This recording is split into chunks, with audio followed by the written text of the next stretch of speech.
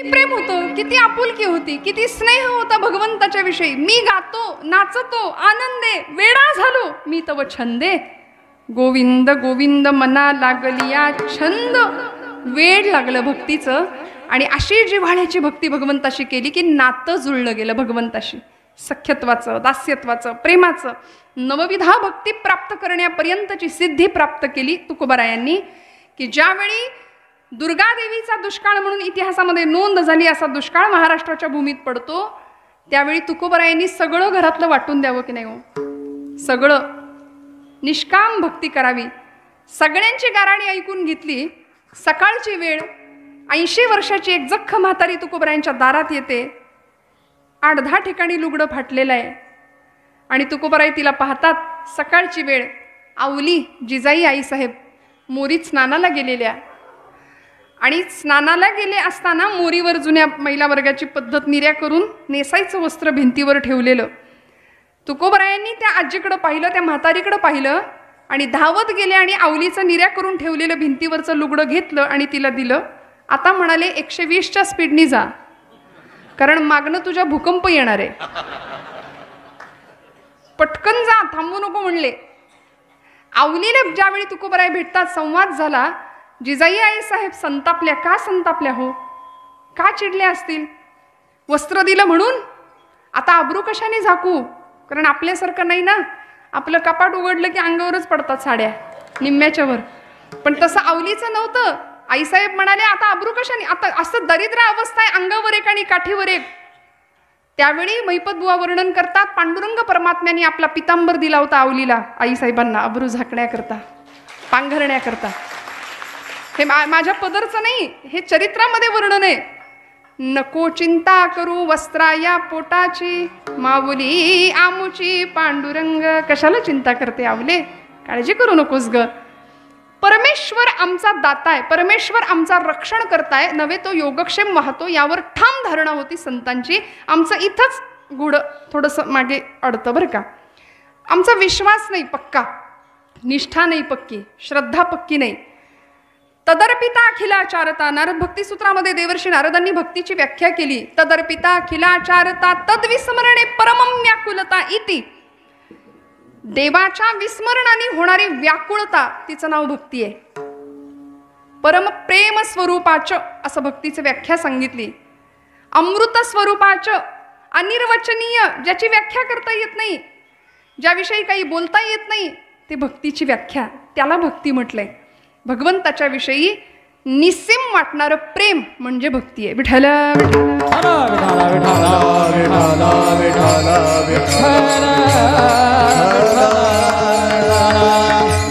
म्हणून भक्ती जाणीवपूर्वक करणं, याला महत्त्व दिलं संतांनी. जाणे भक्तीचा जिव्हाळा, जिव्हाळ्याची भक्ती करायची, आवडीची भक्ती करायची, भगवंताला आवडेल अशी. आणि त्याच्यामध्ये अहंकार आला की संपलं. बरं त्याला काय लागतं, किती लागतं? भगवंत भावाचा भुकेला आहे. मी मगाशी म्हटलं तसं हरी एवढं म्हणता आलं तरी पुरेसं आहे. ज्ञानोबांचं चरित्र आपण पहा, तुकोबांचं पहा. स्वतः त्यांनी जरी उपासना केल्या असतील अवघड, तरी सुद्धा आम्हाला सोपं दिलंय, सोपं. फक्त म्हणाले भगवंतासमोर बसा, काही फार नाही. पण आमची भक्ती अशी आहे, आरंभ शूर हा या न्यायाने सुरुवात तर होते खरी, त्यामध्ये जिव्हाळा किती असतो हा मोठा प्रश्न आहे. नात्यामध्ये आज कदर नाही, जिव्हाळा नाही. भगवंताला जिव्हाळा कधी देणार आपण? त्याच्यासाठी आम्ही कधी रडणार? आम्ही रडतो आमच्याच प्रपंचासाठी. कुणीतरी सांगितलं बाबा नाम घे, जपजाप्य करा, तीर्थयात्रा दानधर्म करा, नाही जमलं तर ठाईचं बैसोनी करा, एकचित्त आवडी अनंत आळवावा. बसा म्हणाले, करा नामस्मरण. घेतलं ना, नवीन माळ घेतली जपाची, नवीन आसन बसायला. आरंभ शूरहा अशी आपल्याकडे म्हण आहे. सुरुवात तर झाली खरं.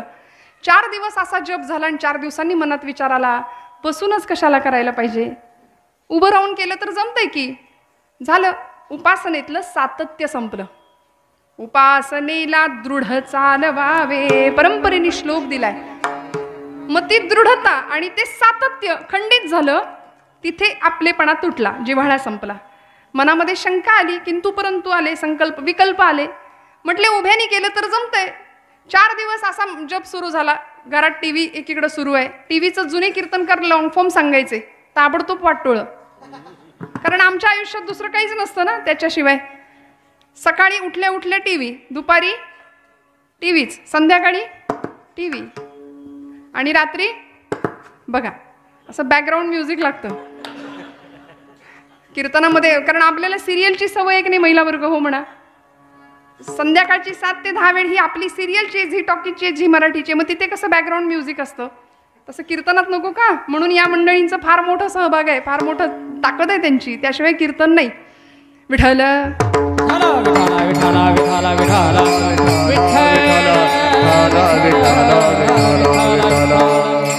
आमच्या आयुष्यात त्यापेक्षा वेगळं काही घडत नाही, सतत टीव्ही. म्हणून महापुरुषांची, संतांची, विभूतिमत्वांची चरित्र किंवा जीवन आमच्यापेक्षा वेगळी का होती, त्याला कारणच ते आहे. महापुरुषांनी वेगळं काही नाही केलं. शिवखेरा नावाचे एक तत्ववेत्ते होऊन गेले, ते म्हणायचे महापुरुष जगापेक्षा वेगळं काही करत नाहीत, ते प्रत्येक गोष्ट वेगळेपणाने करतात, प्रत्येक गोष्ट वेगळेपणाने करतात. आणि आमचं काय, आम्ही दुसऱ्यासारखं करायला बघतो. अनुकरणासारखं भिकारी सौंदर्य या जगात दुसरं कुठलं नाही. आपण आपल्यासारखं जगावं, आपण इतरांसारखं करायला बघतो आणि इथे आम्ही फसतो बरं का. दुसऱ्यासारखं जगतो आम्ही सुरुवात तर केली भक्तीची, आराधना, उपासना सुरुवात झाली, 4 दिवस गेले आणि मनात विचार आला, माळच कशाला पाहिजे, नुसतंच इकडून तिकडून फिरून आपलं नामच घ्यायचंय ना. मग तसंही चालतंय नाम घेतल्या घेतल्या. अहो येता जाता उठत बसता कार्य करता, तदा देता घेता वदनी वदता ग्रास गिळता, घरी दारी शय्येवरी अति सुखाचे अवसरी, समस्तांची लज्जा त्यजुनी भगवत चिंतन करी. शास्त्रकार म्हणाले असं नाम चालतं म्हणाले. आम्ही फार आमच्या सोयीचं अध्यात्म करतो असं मी का म्हटलं. एक फार सुंदर शिवस्तुती आहे ना, कैलास राणा हा पहिला श्लोक आहे आणि त्याचा शेवटचा श्लोक आहे. त्याच्यातला एक शिवस्तुतीतला श्लोक मी सांगते. परवा एका कीर्तनामध्ये हा श्लोक मी म्हटलं. शास्त्राभ्यास नको, श्रुती पढू नको, तीर्थासी जाऊ नको. आपल्याला माहिती आहे, म्हणा, ज्यांना येतोय त्यांनी म्हणा.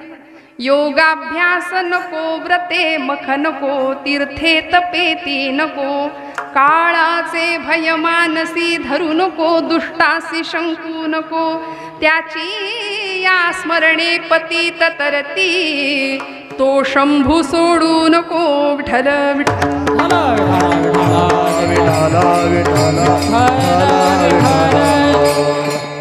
असं तुम्ही कसा म्हटला श्लोक, तसा तिथल्या लोकांचा पाठ नव्हता, म्हणून आपल्यासाठी टाळ्या.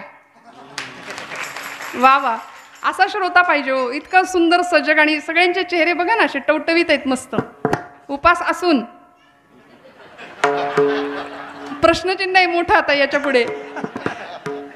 हा श्लोक मी परवाच्या कीर्तनात गायले आणि एक गृहस्थ मला येऊन भेटले, म्हणाले ताई तो श्लोक लिहून द्या. म्हटलं कुठला? नाही म्हणे तो कीर्तनात म्हटलं. म्हटलं मी बरेच श्लोक गायले, नेमका कुठला? म्हणाले त्याच्यामध्ये हे करू नको, ते करू नको, हे करू नको, ते करू नको असं लिहिलंय ना, तो श्लोक लिहून द्या म्हणे. असं आहे आमचं. आम्ही ना आमच्या सोयीचा अध्यात्म बघतो, कुठे सहज साध्य होईल, काही सोपं काही करता येईल इतकं सोपं आम्ही पाहतो. वास्तविक संतांनी सोपंच दिलं हो आम्हाला. कुठे जंगलात जायला सांगितलं, येथ मनाचा मारू न करिता, माऊली म्हणते इंद्रिया दुःख न देता, येथे मोक्ष असे आयता श्रवणाची माझी. आयता मोक्ष कीर्तनात दिला आणून. आयता मोक्ष, मोक्ष काही कुठल्या गावाला मिळत नाही. मोक्ष ही काही वस्तू नाहीये, गेल्यानंतर मिळते ती गती, पण जिवंतपणे अनुभवण्याची अवस्था आहे ती म्हणजे मोक्ष. की जो अनुभव अर्जुनाला मिळाला होता, संभ्रांत होता, कळत नव्हतं काय करावं, मोहात फसला. आणि मोक्ष, मोक्ष म्हणजे मोहाचा क्षय होणं म्हणजेच मोक्ष. विठ्ठल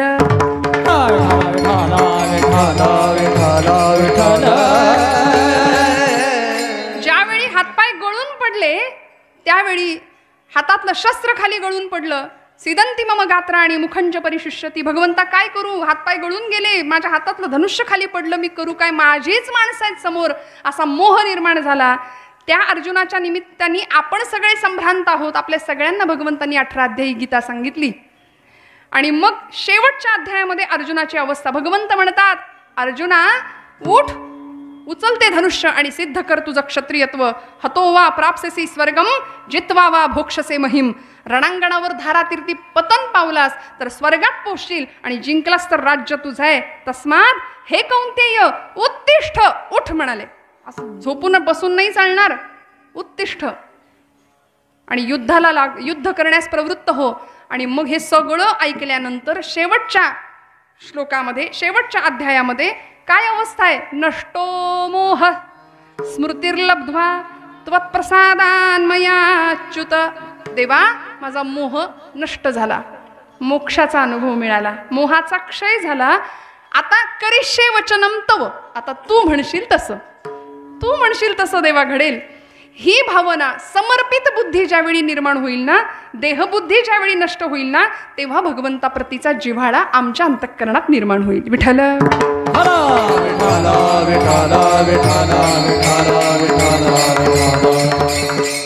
हा जिव्हाळा निर्माण झाला, हे भक्तीचं नातं जुळलं.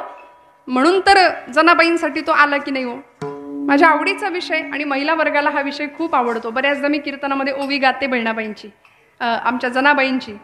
बहिणाबाईंनी नंतरच्या काळामध्ये ओवी नावाचं वृत्त जनाबाईंच्या पावलावर पाऊल ठेवून मराठी साहित्याला दिलंच की नाही. माहेराच्या ओव्या गाव्यात किती छान. एका योग्यानी बहिणाबाईंना विचारलं होतं की बाई ग, तू ओवी रचतेस, ओवी लिहितेस, सासरी गेल्यानंतर जातं कुठलं असतं? सासरचं. हां, आणि त्याच्यावर ओव्या कुठल्या गातो आपण? हा कुठला न्याय आहे? जातं सासरचं आणि ओव्या माहेरच्या. ते काय योग्याने विचारलं बहिणाबाईंना. बहिणाबाई म्हणाल्या, देरे देरे योग्या ध्यान नीट ऐक मी सांगते. देरे देरे योग्या ध्यान नीट ऐक मी सांगते. लेकीच्या माहेरासाठी माय सासरी नांदते. लेकीला माहेर मिळावं म्हणून मी सासरी नांदते. काय बहिणाबाईंच्या काव्य संपदा आहे, किती सुंदर कविता आहेत. आणि हे सगळ्यात पहिलं वृत्त मराठी भाषेला देणारे आमच्या जनाबाई. इतकं गोड गावं, काय सख्य आणि काय जिव्हाळ्याची भक्ती आहे भगवंताशी. हाक मारावी पांडुरंगा सख्या, येशील का रे? येणारे सख्या. सुंदर माझ जात ग बाई राम नाम गात ग. सुंदर माझे जात ग बाई राम नाम गात ग. सुंदर माझ जात ग बाई राम नाम गात ग. सुंदर माझ जात ग बाई राम नाम गात ग. जीव शिव दोन कुंडे, जीव शिव दोन कुंडे, ज्याचा त्याला असती ग. सुंदर माझ जात ग बाई राम नाम गात ग. सुंदर माझ जात ग बाई राम नाम गात ग. सासू सासरे नणंदबाई जाच फार करती ग. दळुनी दळुनी पीठ बाई सासू पुढे ठेवीन ग. सुंदर माझ जात ग बाई राम नाम गात ग. कुठलं दळण दळलं? संचित दळण दळिता दळिता श्रमले दोन्ही हात ग. 84चे फेरे फिरता स्थिर झालं येथ ग.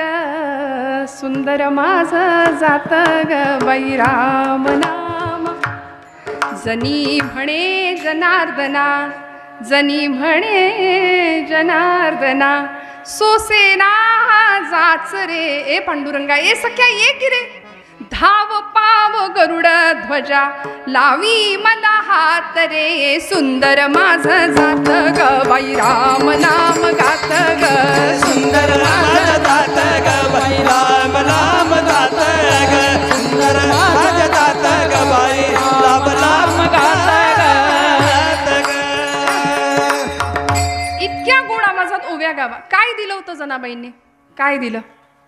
पैसा ओतला, संपत्ती ओतली, रूप ऐश्वर्य, काही नाही लागत त्याला, काही नाही लागत. तुकोबराय हेच सांगतात दुसऱ्या चरणात.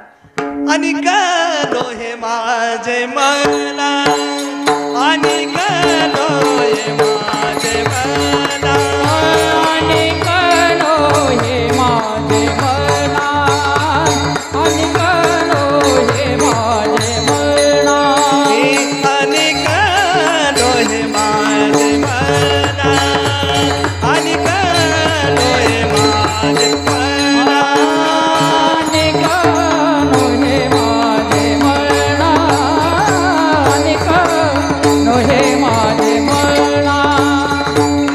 योगा पंडित चाहला, योगा पंडित चाहला, आणि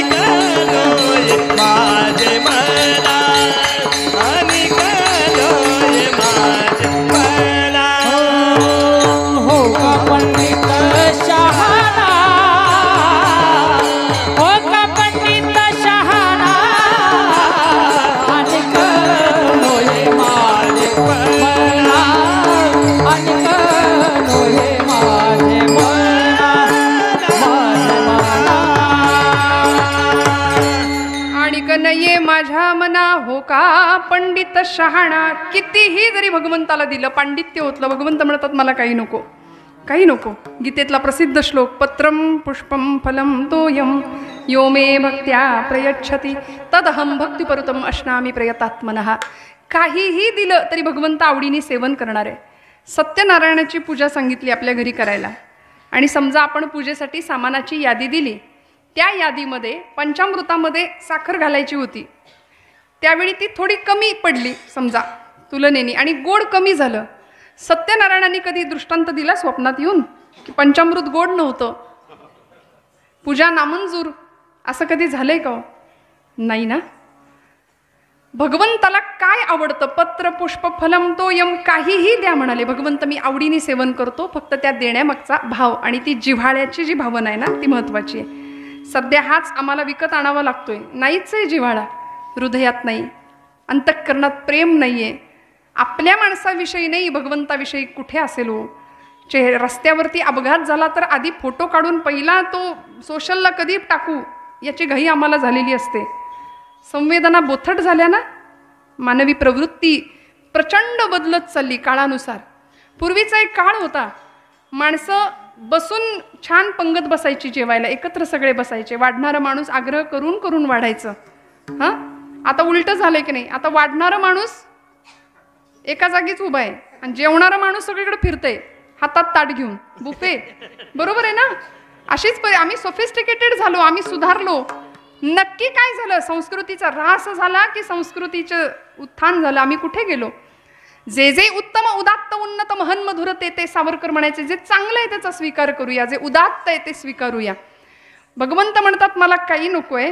प्रसिद्ध श्लोक आहे, तो श्लोक सांगून पुढे जाते. व्याधस्य आचरणम ध्रुवस्य च वयो विद्या गजेंद्रस्य का जातिर्विदुरस्य यादवपतेर उग्रस्य किं पौरुषम कुब्जायाः कमनीय रूपमधिकं किंतत् सुदाम्नो धनं भक्त्या तुष्यति केवलम न च गुणैर्भक्ती प्रिय श्रीपतीः. म्हणाले आचरणावर देव प्रसन्न होतो. एखाद्याचं आचरण बघून देव प्रसन्न होतो. तर व्याधाचा आचार काय होता? तरी सुद्धा देवानी कृपा केली. ध्रुवस्य च वयो, ध्रुव बाळाचं वय किती लहान होतं, मग वय बघून देव कृपा करतो असं म्हणावं तर नाही. ध्रुव बाळाचं अगदी लहान पोर होतं ते, पण तरी सुद्धा आढळपदी अंबरात बसविले ध्रुवाला, अशी अवस्था त्याला प्राप्त करून दिली. 36,000 वर्ष त्या ध्रुवानी राज्यकारभार केला पुढे. व्याधस्याचरणम ध्रुवस्य च वयो विद्या गजेंद्रस्य का. आपल्याला भागवतामधली गजेंद्र मोक्ष नावाची कथा माहिती आहे. पशुकुळात जन्मलेला तो, पण तरी सुद्धा काय काय होतं त्याच्याकडे ज्ञान असं की भगवंतांनी कृपा करावी, पण तरी सुद्धा धावा केला, भगवंतांनी रक्षण केलं. का जातिर्विदुरस्य यादवपते, विदुराची जात बघून कुळ बघून देव कृपा करतो असं म्हणावं तर विदुर काय होते? दासीपुत्र होते विदुर. पण तरी सुद्धा शिष्टाई करता आलेले भगवंत तो तयारच होता आपल्या बाजूला वळवून घ्यायला. आदल्या रात्री निमंत्रण दिलं होतं आणि आदल्या रात्रीच मतं जास्त बदलतात. म्हणाले वळवूनच घेऊया ना त्याला चांगलं खाऊ पिऊ घालून, पण भगवंत म्हणाले मी आलोय तुझ्याकडे, शिष्टाई करता आलोय, पण मी तुझ्याकडे येणार नाही, कारण अन्नात जायते बुद्धी. कुणाचं अन्न खावं हे सुद्धा ठरलेलं आहे बरं, कुठल्या घरचं जेवावं. आणि मग भगवंत कुठे गेले? चलो विदुर घर जाये उधोजी, चलो विदुर घर जाये उधोजी, चलो विदुर घर जावे उद्धवजी, चलो विदुर घर जावे. दुर्योधन का मेवा त्यागे, दुर्योधन का मेवा त्यागे, विदुर की कन्या पाए, चलो विदुर घर जावे उधोजी, चलो विदुर घर जावे.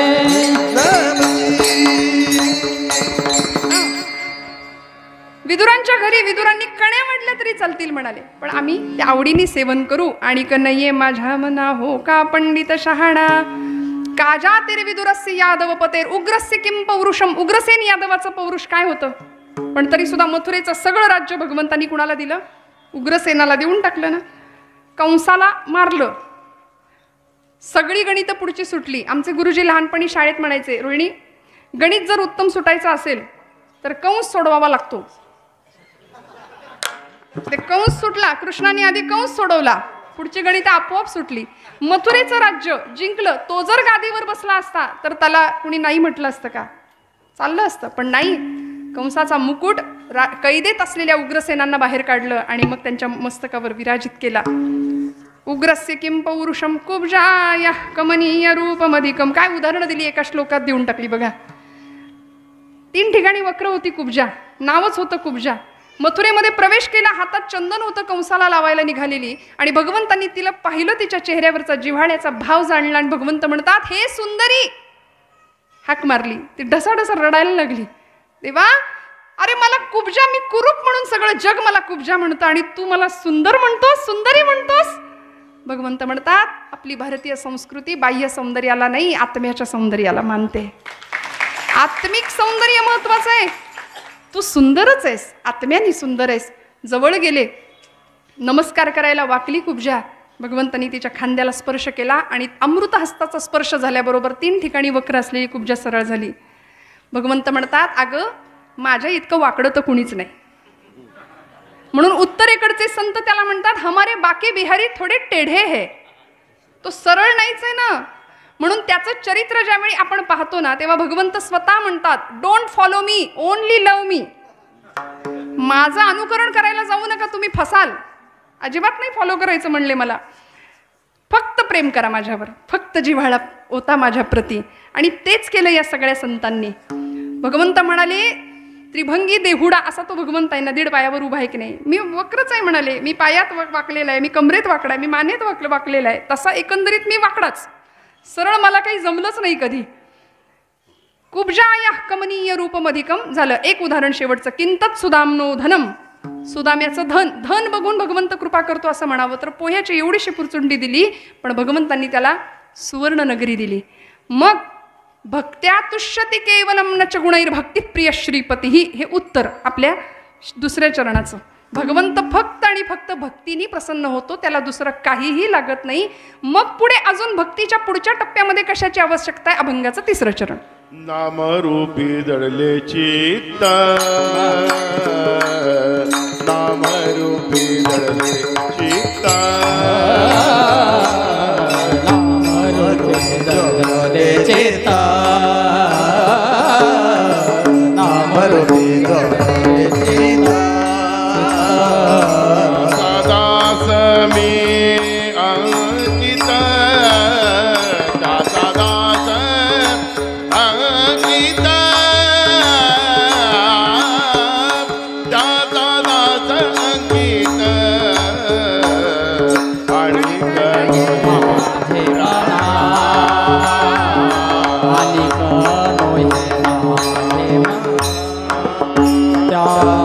दास मी अंकित, दास मी अंकित. आणि नोहे माझे मना, आणि नोहे माझे मना.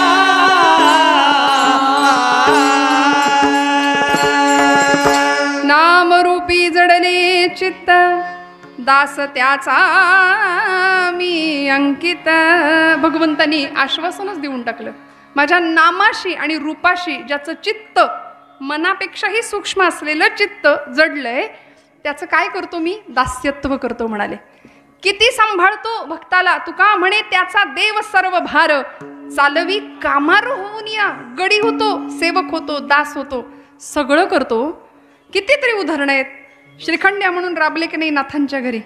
कबीराचे शेले विणले, जनाबाई बरोबर दळलं आपण ऐकलं. सजन कसायाला मांस सुद्धा विकू लागला. सगळं केलं. नामरूपी जडले चित्त, दास त्याचा मी अंकित. गीतेतला 9वा अध्याय, प्रसिद्ध श्लोक. अनन्याश्चिंतयन्तो माम ये जनाः पर्युपासते तेषां नित्याभियुक्तानां योगक्षेमं वहाम्यहम्. आणि या श्लोकाच्या बरोबर खालच्या माऊलींच्या ओव्या, भगवंत भक्ताचा योगक्षेम सांभाळतो.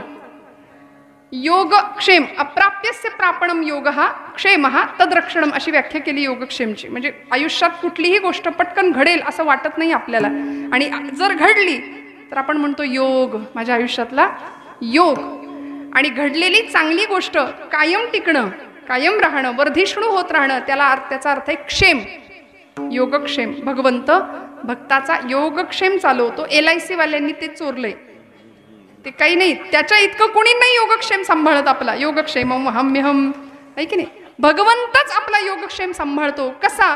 माऊली म्हणते, मगतीही जे जे करावे ते मजची पडले आघवे, जैसे अजात पक्षाचे निजीवे पक्षिणी जिये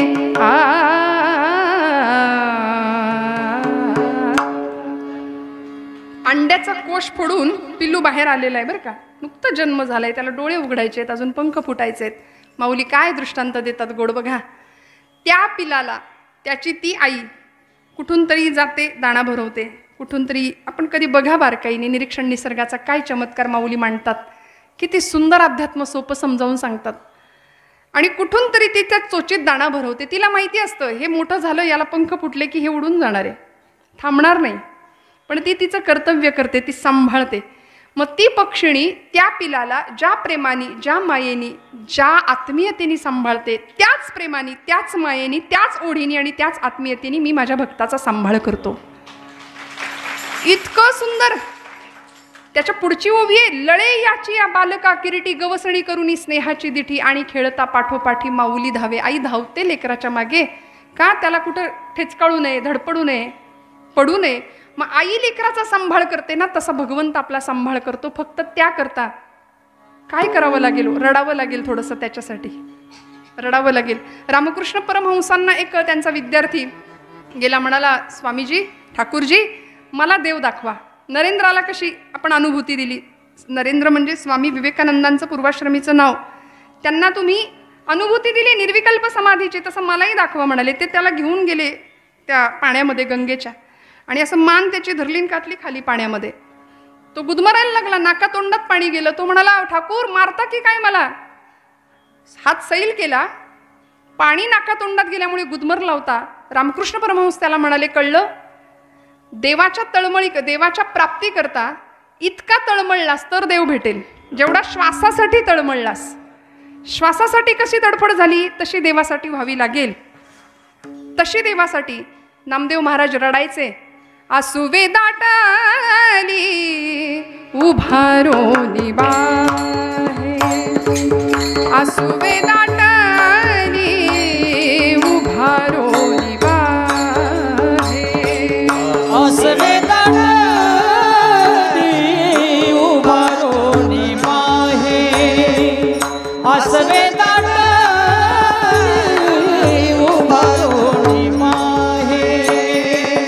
आसुवे दाटली उभारोनी बाहे, आसुवे दाटली उभारोनी बाहे, आसुवे दाटली उभारोनी बाहे, आसुवे दाटली उभारोनी बाहे. नाम वाट पाहे रात्रंदिवस,